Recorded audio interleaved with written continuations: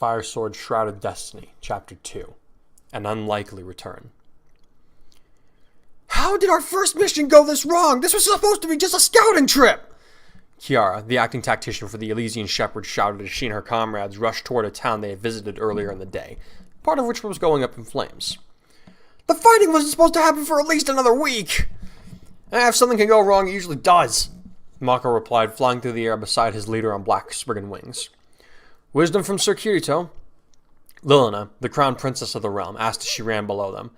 Actually, your counterpart, the winged boy replied grimly. Looking back at the town, he demanded of no one in particular. Why is everything on fire? Not everything, maybe a quarter of the establishments, quipped his cousin, a green-winged self named Gilbert. Semantics!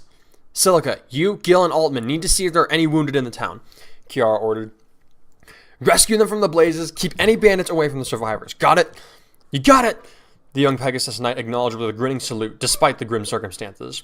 It was clear that she was looking forward to finally enacting deeds that could only be called heroic. Rolling their eyes, Gilbert and Altman broke away from the main group and followed her toward the fires, while the rest of the young shepherds continued on a path toward where they had seen Tila's signal fire from before, just north of the town. What do you think happened? Mako asked Kiara as they zoomed toward the forest that bordered the town. Did we cause this? Could be an unrelated bandit raid, but somehow I doubt it, Kiara replied tightly. In this line of work, we can't believe in circumstances or coincidence. So what, we go on assuming that we're dealing with a criminal mastermind that orchestrated the abductions of dozens of kids? Mako inquired. If we assume the worst and then it doesn't happen, at least we aren't surprised, Lilina called up. On the other hand, if we go in expecting some ragged thieves but encounter well-trained mercenaries, well then, I get it, Mako said dryly. Well, best case is if these guys are involved with the kidnappings, maybe we can find out about where they took the kids. Good idea, Kiara grinned. Raising her voice, she called out, Avoid casualties if possible, shepherds. We need some of them alive for questioning. Now where's the fun in that? Carrie called up from her horse. Despite her apparent protest, the girls knew she would follow orders. Both of her parents were exemplary knights, and they had ingrained their self-same sense of discipline and honor in their daughter. She would carry out her task dutifully, even if it wasn't her first choice. Hark! I shall endeavor to restrain mine sword hand in order to preserve the lives we set ourselves against, Odin crowed, raising his outstretched hand up into the sky. Better do it fast, 'cause there they are! Elizabeth snapped as she pointed at a group of men that had surrounded a struggling figure. They've got Yin! Minerva cried, her normally stern expression strained with terror as they came close enough to see the half-Tagwell in his animal form, defending an unconscious Tila from the thugs that had surrounded them. Not yet, they don't! Ignacio bellowed, showing a surprising amount of courage as he rushed forward to be the first to engage the surprised bandits. Get off our friend, you cowardly cheek-biters! He barreled to the nearest man before he had a chance to turn and get his weapon up, knocking him down, then running him through the leg with his sword. Then it was a bloodbath, the highly trained young warriors taking their friends' assailants by surprise with their skill and ferocity. Less than a minute later, the men surrounding Yin and Tila were dead or running away. Mako, Oliver, don't let them reach their friends, Kiara ordered. The two of them took off after a trio of men that had managed to escape the violent skirmish, swords naked in hand. Took you guys long enough, Yin muttered before transforming into a humanoid form. I was almost... Yin! Minerva shouted, leaping off Pina and throwing her arms around the young man, causing him to yelp with surprise and possibly pain. You're okay. I won't be if you don't let go, he gasped. When she took a half step back, he heaved in a huge lungful of air before groaning. Oh, if my ribs weren't broken before, they definitely are now. Brian? Lilina asked their healer, who was currently examining Tila. The little girl was unconscious beneath the bough of an old tree, but apparently she was in no mortal danger, for the young mage moved away from her with a small grunt and a nod. What'd they get you with? As he asked, as he not so gently shoved Minerva aside, earning him a rough glare from the girl, but she did not return the gesture or otherwise interfere with his work. Warhammer, the half-Tagwell hissed as his comrade inspected the damage done to his chest. I caught it trying to save Tila from a spear she took in the shoulder. I got lucky. I suppose wound up taking the thing away from her head, which is what they were aiming for. How did they find you? Kiara asked as Brian began to work with the staff to repair the wound. I picked up on one of those scouts in my hearing after we reached the outskirts of town, Yin answered. Tila helped me sniff him out after that. When we got closer, I could hear them talking about some sacrifice their boss has planned. They're going to use the kids they've taken from villages around here, Kiara. The young tactician paled rapidly as his words sank in. So the children are being kidnapped, she murmured. But not for slavery, Lilina added, her own features an unhealthy shade of white. Did you learn what manner of sacrifice is being planned? It's not... A word sprang to her throat, but she could not seem to get her lips to form the words that had formed in her mind. Yen's ears drooped and his face appeared haggard and worn as he nodded, saying, "Yes, it's them. These guys work for the Grimleal." A stunned silence gripped the entire group. That's... Kiara wanted to say impossible, but she knew her history. Try though they might, the shepherds and the people of Pleager were never able to account for every leader that had been part of that foul cult. Some half-dozen men loyal to Grima were still at large, even to this day, and it was common practice of theirs to sacrifice young maidens to their dark dragon. "I thought our parents wiped those scum out," Elizabeth protested, echoing her leader's thoughts. "They don't have the power to do this kind of thing anymore." Unfortunately, the Grimleal have proven themselves to be more resilient than cockroach infestations.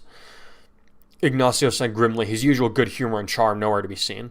"My father did his best, but not everyone followed the ideas of Valadar and his forebears out of fear. Some were willing participants in Grima's ascent, madness though it was.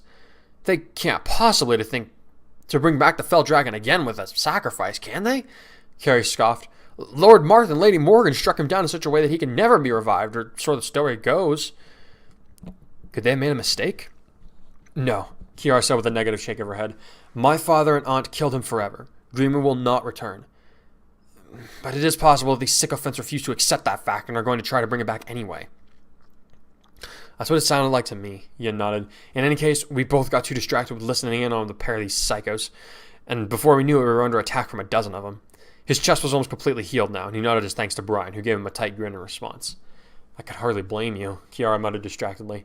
"If I heard someone planning to resurrect that thing again, I probably would have been too disturbed to take proper note of my surroundings." "Do you have any idea how many more of them are in these woods?" Lilina asked their scout. "Not really, but I never saw more than a dozen of them at a time," Yin admitted. "I did hear some of them calling their comrades to burn the village, though. For a place that size, I'd say they need at least 10 more men to get the fires spreading properly. 20 if they accounted for trouble." Kiara and Lilina exchanged a worried look. If there were bandits still at the village, Silica and the others would be in grave danger, especially if there were 20 pirates running about. 3 shepherds and whatever remained of the town's watchmen would not be enough if that were the case. "Lilina, go back to the village with Odin, Ignacio, Liz, Minerva, and Carrie," Kiara ordered. "We need to make sure the villagers and our own are safe. Brian and Yin and I will stay here until Tila recovers." Lilina went to obey, then hesitated, asking, "What about the boys?" "We'll send them your way once they come back," Kiara said as she made an impatient gesture toward the glow of the flames that could be seen, even through the woods. "Now get going!" The princess nodded and began to run in that direction, calling for the others to follow. Only Minerva did not obey, planting herself next to Yin, saying, "I'm staying here." "After them, Minerva," Kiara snapped. "Go with Lilina and follow her orders when you catch up with them. This is a battlefield. I don't have time for resources for you to indulge in your childish concerns." Brian sidled away from them and made a show of working on Tila's injuries as they stared each other down. The wyvern rider reddened and opened her mouth to retort, but her commanding officer cut her off in a dangerously low voice, saying, "That wasn't a request or a suggestion." Yin, despite looking very uncomfortable, nudged his girlfriend's arm and muttered, "You should go." "Don't get into trouble because you're worried about me." She shot him a baleful look, then stomped over to where Pina was waiting. As she swung up into the saddle, she growled just loud enough for Kiara to hear. "I have some choice words for you later, Kiara. So long as I don't have to court-martial you for disobeying orders on the field, I'll be happy to hear them later," the blue-haired tactician replied. With a thunderous roar, the wyvern took to the night air, her rider's face an angry mask. Suddenly, Yin felt a small measure of sympathy for any bandits that came across her path. "Naga have mercy on them." "Are you sure Mako and Oliver will be all right?" Brian asked, interrupting the awkward silence that had fallen over the group. "There could be more of them out there. They're 2 of our best fighters," Kiara said, trying to reassure herself as much as him. "If they can't handle 3 cutthroats, then they might need to consider a different line of work. Even the best fighters can be brought down by bad luck, you know?" Yin murmured, rubbing his abdomen unconsciously, as if his flesh had not forgotten the wounds it had received earlier. Kiara wanted to yell at him to shut up, but she held her temper in check in favor of a prayer to the gods and her ancestors that the man of her affections and her cousin would both be returned to her safely. As it turned out, dispatching the 3 bandits was less difficult than it was time-consuming.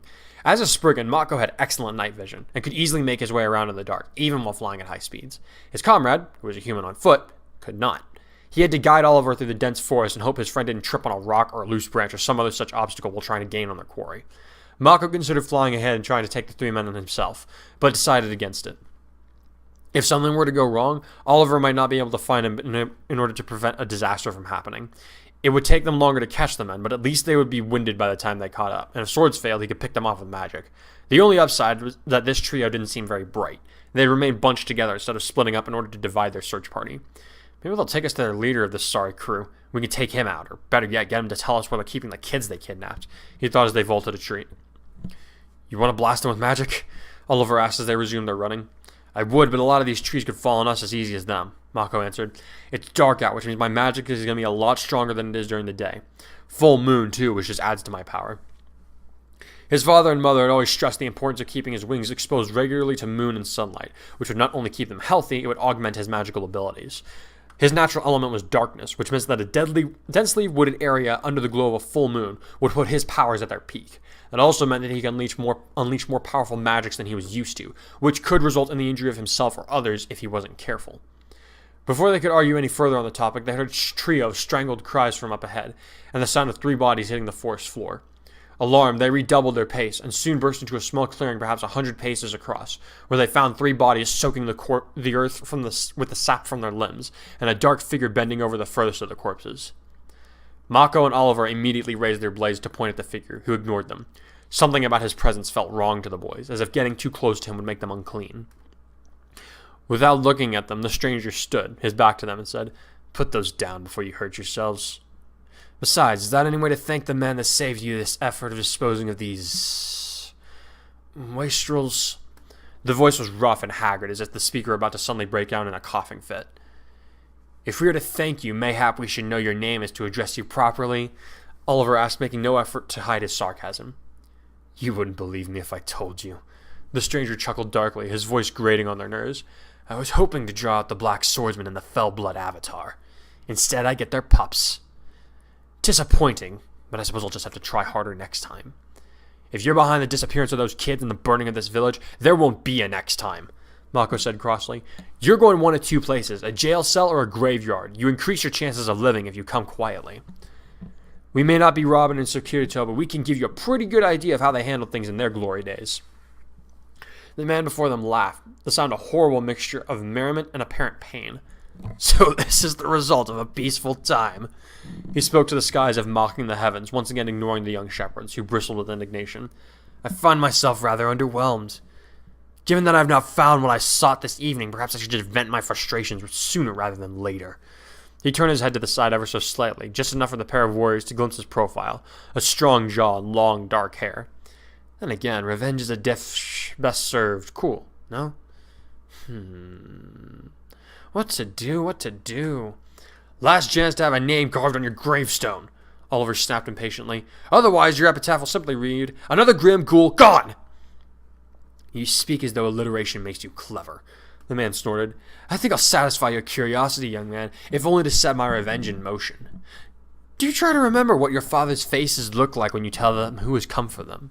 I was planning on savoring the sight myself, but now I'm more curious as to what faces you 2 will wear as I step into the moonlight. Without warning, Mako hurled a dark energy blast at their foe that would sever his left arm at the shoulder. Oliver regripped his sword, ready to move the instant the limb hit the ground. Only, the energy didn't connect. At least, not the way it was supposed to. Instead of relieving the stranger of his arm, the energy simply wrapped itself around the limb, then shrank and coalesced into a ball that hovered above his waiting palm. A prickle of horror ran down their spines as he laughed again, tossing the energy into the air and catching it like a child would a ball or a piece of fruit. You think darkness is your ally? The man chortled. No. It betrays you as the ocean betrays seafarers that think themselves its master in the form of a storm that tears their vessels asunder. I am the dark, boys, and no shadow will help you so long as I command them. And before you think to put steel in me, I would advise you not to cross blades with those that have gone before you. Am I the only one getting sick of these riddles? Oliver snapped. Be careful, Mako warned him, a little more even-tempered. I've never seen anyone capable of just controlling another person's magic, much less dark magic spells. Good thing I've had years to perfect this little trick of mine. The stranger laughed yet again, turning to reveal more of his face as the moonlight broke through a cluster of clouds. The pale lighting revealed an equally pale face framed by black hair and thick eyebrows. Then he turned around completely, and both boys felt nearly all the blood drain from their faces. What devilry? Oliver croaked. Mako could not even speak, only work his jaw up and down with any words managing to make it past his teeth. Black spriggan wings. A wiry frame. mad, obsidian eyes set above a large nose and a grim mouth. A single onyx blade matching the one that Mako carried, the one given to him by his father when he had come of age, could be seen in his right hand. "You asked my name. Now I give it," Mako's doppelganger said with a cruel smile. "I am Mataris, otherwise known as the Black Spirit." "Do tell my mother and father I said hello."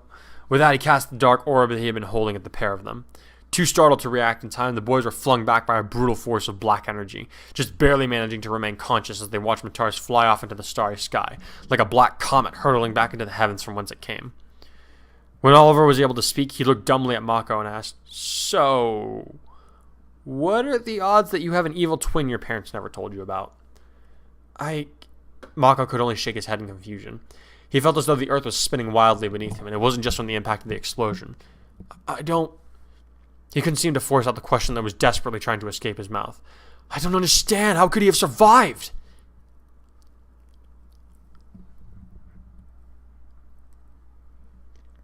It wasn't until dawn began to break that the two of them managed to make it back to the others. The fires and the bandits causing them had been dealt with some of the brigands now sitting in chains, awaiting Kira's verdict. The girl herself was pacing back and forth between a pair of trees while the healers worked on their wounded, when Mako and Oliver stumbled out of the forest, exhausted, aching, and still in shock from what they had seen. "Ollie!" Kiara cried as she spotted them, sheer relief causing her to use her cousin's nickname from when they had been children. "Mako! I was so worried. Thank the gods you're all right." She flung her arms around the both of them, nearly knocking them over as she seized them in a tight embrace. "Not very professional," Elizabeth snickered. Kiara ignored her. And the two boys did not respond. She pulled back to look at them and asked, You aren't wounded, are you?" "Physically, we only have some scrapes and bruises," Oliver answered. Mako remained silent, a hollow-eyed mask. "Up here, though?" He pointed to his head and shook it slowly. "That'll take some time to mend." "What happened out there?" Lilina asked as she approached the trio. "I was just about to lead a search party. You were gone so long." Oliver looked a question at Mako, who could only shrug blankly. Taking that as approval to continue, the grandson of Robin said, "We found the person we believe to be responsible for the attacks and kidnappings. We saw... It will sound mad, but I swear to the gods above and below that we do not lie."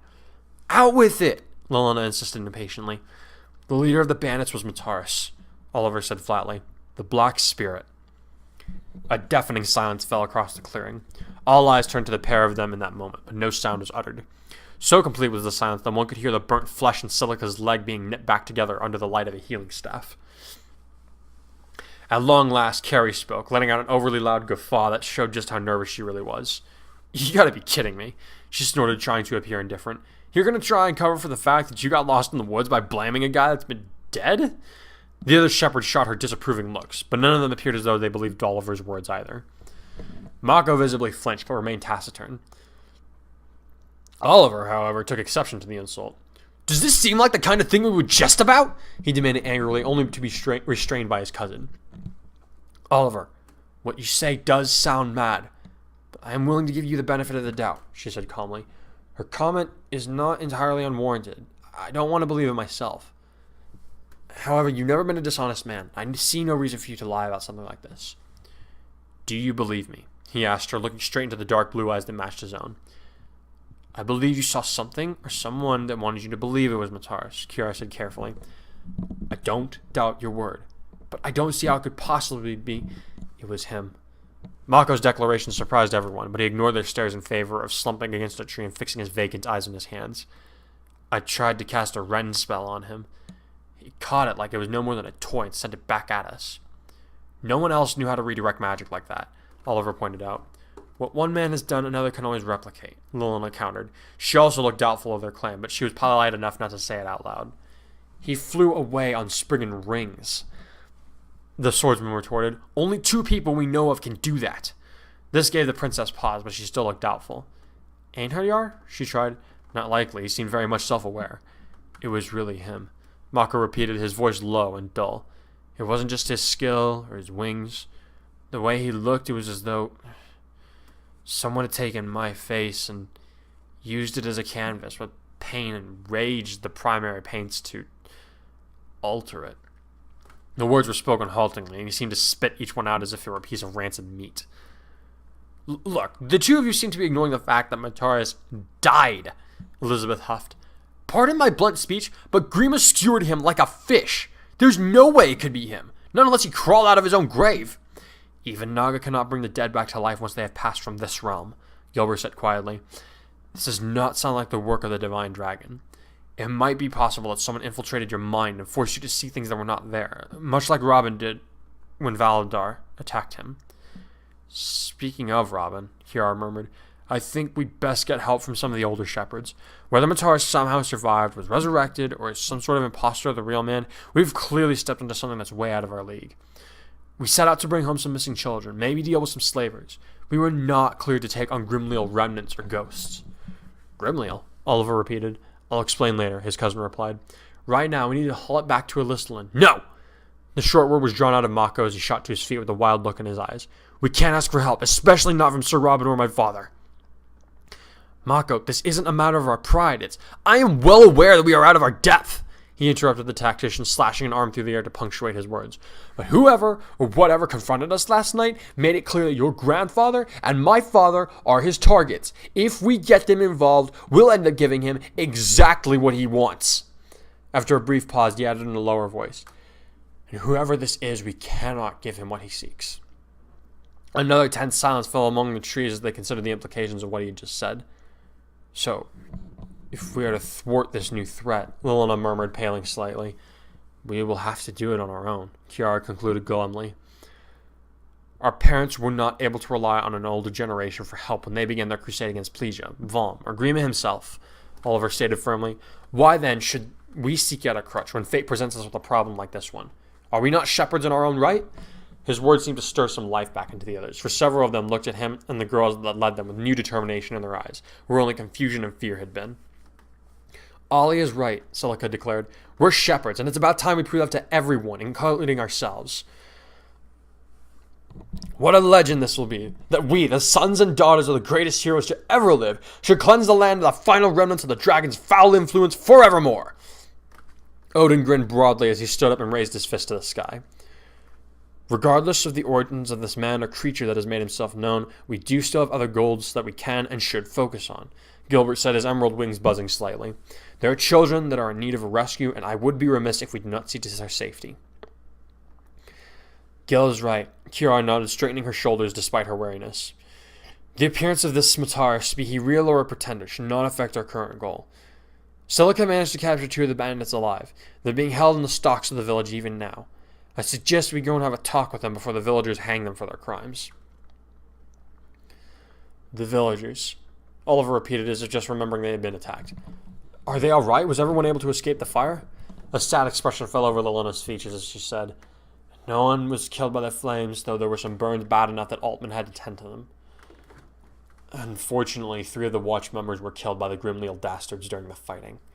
Oliver's eyes clouded briefly with pain, then he closed them, murmuring, Then we will fight to avenge them when we next encounter these monsters.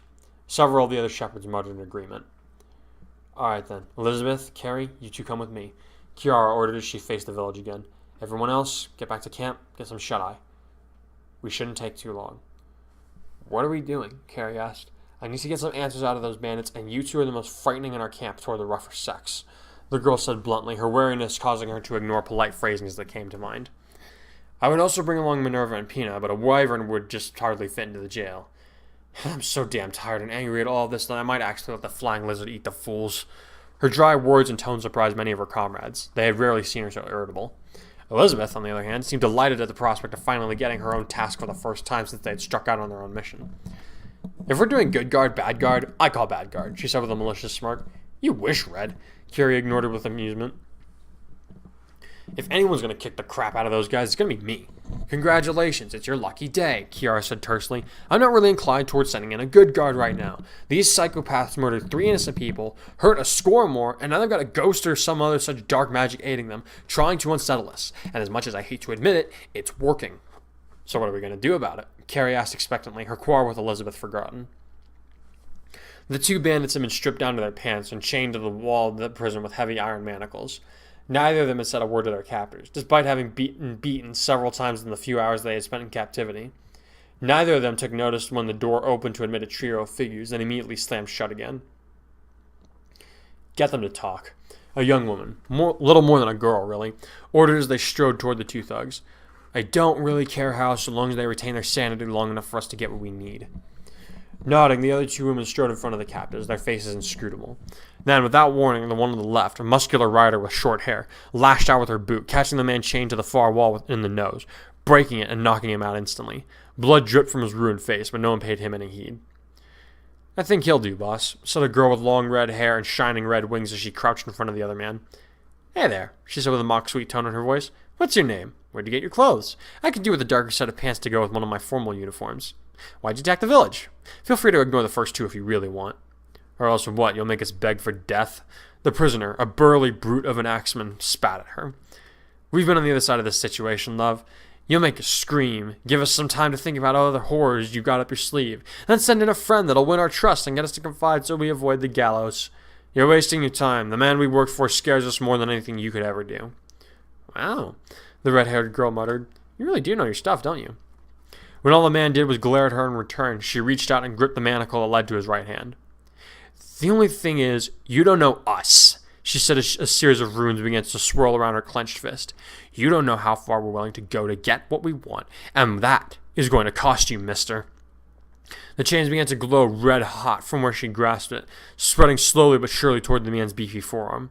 Despite himself, his eyes widened as he made an involuntary jerking movement in an attempt to escape the ominous glow, but of course he couldn't separate himself from the chain. Then he swallowed, firmed up his chin, and said, I am already dead. I would argue otherwise, Elizabeth snarled, dropping all pretenses of charm. And I can keep making my arguments for days while you hold on to your foolish belief that silence is to your betterment. The glowing heat reached about halfway across the chain now, and it showed no signs of stopping as the girl continued to heat the iron links with her fire magic. You should take comfort in the fact that once you're burned badly enough, your nerves will be irreparably damaged, and you'll no longer feel the pain of your burns. Of course, you won't be able to use that part of your body anymore either, but I suppose you have to find a silver lining in all this somewhere, no? The scorching heat was now close enough that the bandit could feel it in his arm, and he began to sweat heavily, blood draining from his face. While she's doing that, said the woman with the short hair, she approached his opposite side, I'm going to be experimenting. Some tattoo designs that I've been thinking about getting. My mother and I want a matching set, you know? But we can't really go testing it out when we've got night business to handle, you know? Thanks for volunteering yourself in our convenience. With that, she drew a wicked-looking dagger from her left boot and held it close to his cheek, which to his credit he did not flinch away from. Instead, he fixed his eyes on Kiara, who watched him with a stone-cold expression, and said, You know how to make your threats, I'll give you that. But as I said, this is a game any experienced fighter knows by heart, and your acting could do with some work. Then consider this an ad-lib on our part, Kiara replied flatly, causing the man to frown. Spoiler for the end of the act, though. There is no good guard coming. Then the heat reached his arm, and the bandit could not hold in a ragged scream of agony. It was nearly noon by the time the trio of women returned to their camp to find everyone but Minerva, her steed, and Yin on patrol. How'd it go? The half-tagwell asked as soon as they were within talking distance. We got what we needed. We saved the villagers the trouble of hanging those two grimly old dogs. Kiara said crisply, her eyes heavy. Is there a watch set, or did you two just volunteer? We volunteered for this shift, Yin answered. Lilina set up a schedule, and we're due to take our rest in a few minutes. Or did you want to wake the others? Minerva merely scowled at Kiara. Apparently she was still quite angry with her commanding officer for having separated her from Yin, and for the way she had been chastised the previous evening. Ignoring the rider's angry glare, Kiara replied to Yin's question. No. Let everyone rest. We'll move out in the afternoon and travel by night. Do we have a destination? The young man asked with a mixture of eagerness and anxiety. We do. Kiara nodded. When the sun sets, we head for the forest that bridges our world with the Outrealms. So, yeah. I'm not really sure that many people would have seen that it was Mataris leading the Grimly Occult people. So I'm interested to see what everybody thinks about that. I'm probably going to catch some heat for it because I remember when I introduced Mataris in the original Fire Sword series, there was quite a bit of backlash for it, which kind of surprised me because for the most part I received very positive feedback for my original character. In this case it wasn't, but you know what? I went ahead with it anyways because, again, it's my story. I can do what I want. But I am more so this time. It's not really like I'm introducing the OC. I mean, you guys know who he is at this point if you've read the original Fire Sword. But I'm more interested to see what you guys think about him being the leader of these bad guys. I mean, I'm interested to see the theories that people come up with. I mean, is he double agent? Is he actually out to get everybody? Is this some sort of weird revenge plot for something that somebody did to him? Why would he do this? I mean, I'm really interested to see what people think about it, and I'm really hoping people will write it down and let me know what they think, because that's honestly one of my favorite parts about writing all this stuff is seeing people guess at what's going to come next. I just love that. And yeah, and we didn't really so for this chapter we didn't really get too much on the whole Mako and Kiara, or Mako and Lilina, who's he gonna end up with. I mean, we got kind of a passing comment from Kiara about how she feels about him, but I mean, it's nothing new. It's nothing that hasn't been established already. We'll get more to that next chapter, which should be out. I'll release the video for it toward the end of February, so about a week before March rolls around, because I'm releasing these videos a week before I release them on fanfiction.net. So yeah, just let me know what you guys thought of this chapter, what you think is going to come next, what you think of the villain reveal, and questions, comments, concerns. You know I love getting to those, and guys, it's one of the big reasons that I do this. It's a lot of fun being able to talk to you guys. So yeah, thanks for watching. Please like and subscribe, share with your friends, and you'll be able to catch the written version of Fire Sword Shrouded Destiny Chapter 2 during the first week of February. So take care, you guys. Red Swordsman out.